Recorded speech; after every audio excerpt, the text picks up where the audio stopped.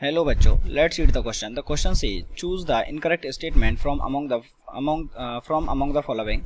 A node is a point in space where the wave function psi has zero amplitude.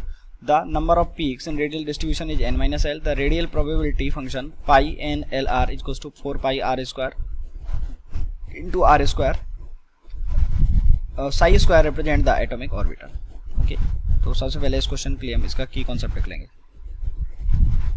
And इस question के लिए जो की concept है that is radial distribution of electrons. Radial या only radial distribution. अब देखिए ये हमारे पास इसका की कॉन्सेप्ट है. तो सबसे पहले हमें जो इनकरेक्ट स्टेटमेंट है वो बताना है. तो सबसे पहले हम स्टार्ट करते हैं शुरू से. तो इन node is a point in space where the wave function has a zero amplitude. तो देखिए वेव फंक्शन जो साई स्क्वायर होता है ये किसको रिप्रेजेंट करता है? ये रिप्रेजेंट करता है किसको? प्रोबेबिलिटी को. Probability of finding an electron. Probability, ये प्रोबेबिलिटी को शो करता है. अब नोड क्या होते हैं कि जहाँ पे ये प्रोबेबिलिटी क्या होती है इलेक्ट्रॉन पाए जाने की? जीरो होती है. तो जहाँ पे इलेक्ट्रॉन पाए जाने की प्रोबेबिलिटी जीरो होती है तो यहाँ पे क्या हो गया? साई स्क्वायर जीरो हो गया. साई स्क्वायर जीरो हो गया तो मतलब जो साई है वो भी क्या हो जाएगा? जीरो. तो इसका जो एम्पलीट्यूड है अगर जीरो हो जाए तो ये तो बिल्कुल करेक्ट हो गया.